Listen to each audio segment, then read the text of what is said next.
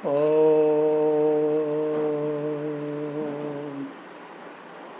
यह कक्षा शास्त्री प्रथम वर्ष के लिए लगाई गई है, जिसमें निर्धारित पाठ्य पुस्तक लघु सिद्धांत कौमुदी है, जिसका संधि, समास और कारक प्रकरण विशेष रूप से पढ़ना है।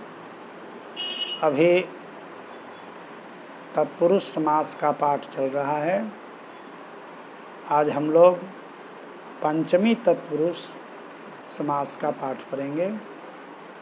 आज का सूत्र है पंचमी भयेन।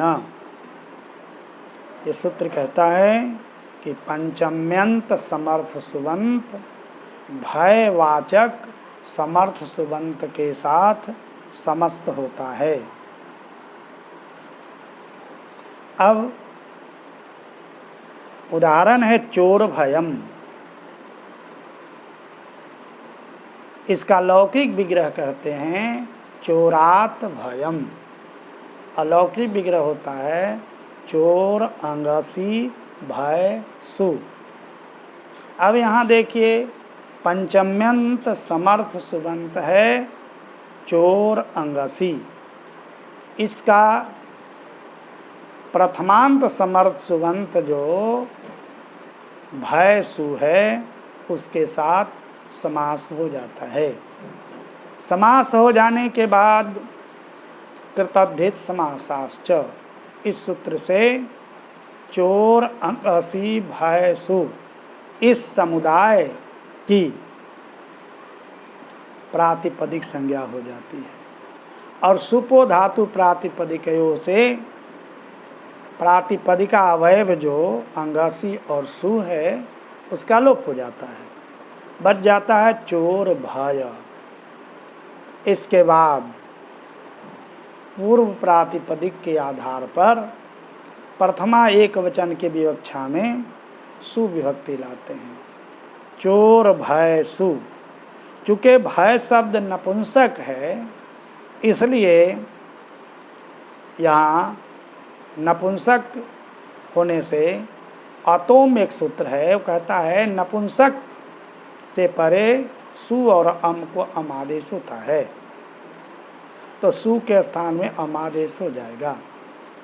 तो चोर भय अम, उसके बाद अमी पूर्व से पूर्व करते हैं, जिससे चोर भयम होगा।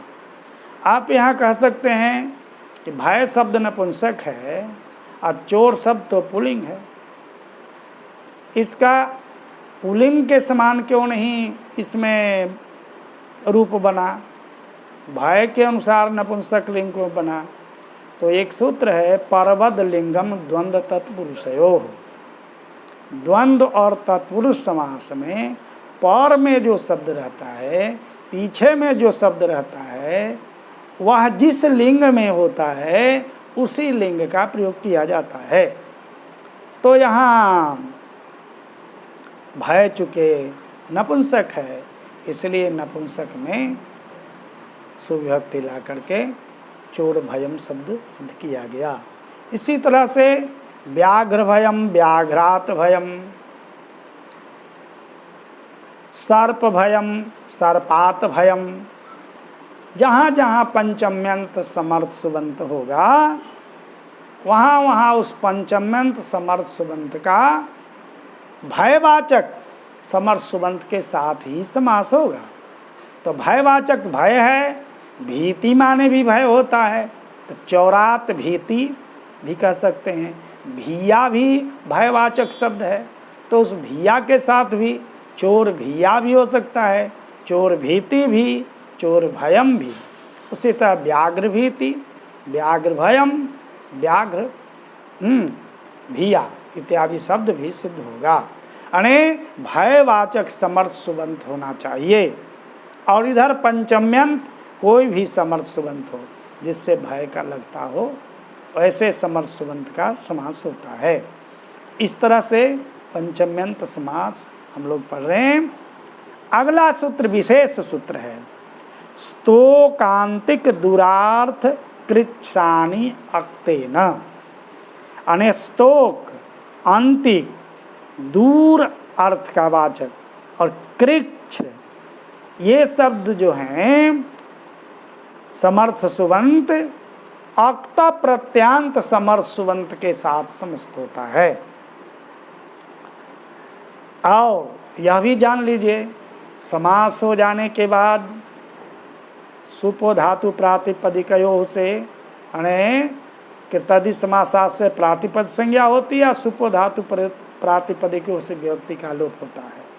किंतु यहाँ एक सूत्र है पंचम्या स्तोकादिभ्य, यानी स्तोक आदि शब्द से परे जो पंचमी विभक्ति है उसका लोप नहीं होता है। यह विशेष प्रावधान है, यह लोप नहीं होगा। तो जैसे देखिए स्तोकात मुक्तः, स्तोकात मुक्तः स्तोक शब्द है। स्तोकात मुक्तः में स्तोक अंगासी मुक्त सु यह अलौकिक विग्रह हुआ। इस स्थिति में स्तोक अंगासी इस पंचम्यंत समर्थ सुबंत का मुक्त सु इस समर्थ सुबंत के साथ समास हो जाता है। समास के बाद कृतधित समासा से प्रातिपदिक संज्ञा होती है।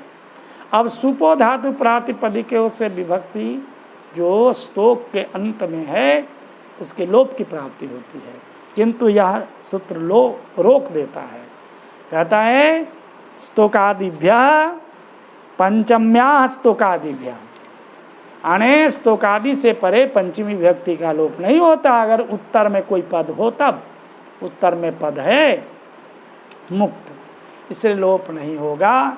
तब अस्तोक अंगसी है, अंगासी के स्थान में टांग सिंसा मिनात्सा से आत आदेश करते हैं, तो स्तोक आत का स्वर्ण से दीर्घ करते हैं। स्तोकात मुक्त अक्ता को यरो अनुनासिक अनुनासिक होगा, इस सूत्र से अनुनासिक कर देते हैं, अनुनासिक त का न बन जाता है, तो बन जाता है स्तोकान मुक्तः। इस तरह से स्तोकान मुक्तः ये शब्द समर्थ सुबंत का समास हुआ और ये बनता है।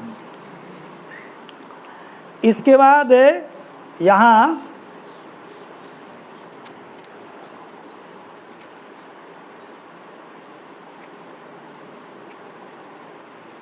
उदाहरण है अंतिकाद आगतः, अगला शब्द है अंतिकाद आगतः, अंतिकाद आगतः।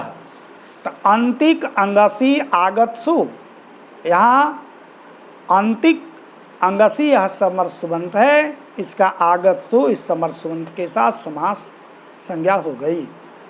और कृताधित समासा से प्रातिपदिक संज्ञा, और सुपो धातु प्रातिपदिकों से विभक्ति का जब लोप की प्राप्ति होगी तो लोप नहीं होगा, और अंगसी को तब आत आदेश कर देंगे और आकाश बनने से दीर्घ से दीर्घ कर देंगे, तो अंतिकात आगतः, अत्त का झलाम जसवंते से जस्त करके द बनाते हैं और द आगत के आकार से मिल जाता है, अंतिकाद आगतः ये शब्द बनता है। उसी तरह से अभ्यासाद आगतः ये भी हुआ। दूरात आगतः, दूर अंगसी आगतसु, यहाँ भी समर्थ सुबंत का समास हुआ और विभक्ति का लोप नहीं हुआ, से दूराद आगतः शब्द बना। उसी तरह से कृच्छाद आगतः, कृच्छ्र अंगसी आगतसु, यहाँ भी कृच्छ्र अंगसी इस पंचम्यंत समर्थ सुबंत का आगत सु इस समर्थ सुबंत के साथ समास और विभक्ति का लोप हो करके कृच्छ्रादागतः शब्द सिद्ध होता है। इस तरह से पंचमी समास कुछ विशेष प्रावधान के साथ लघु सिद्धांत कौमुदी के अनुसार समाप्त होता है। पुनः अगली कक्षा में हम लोग मिलेंगे।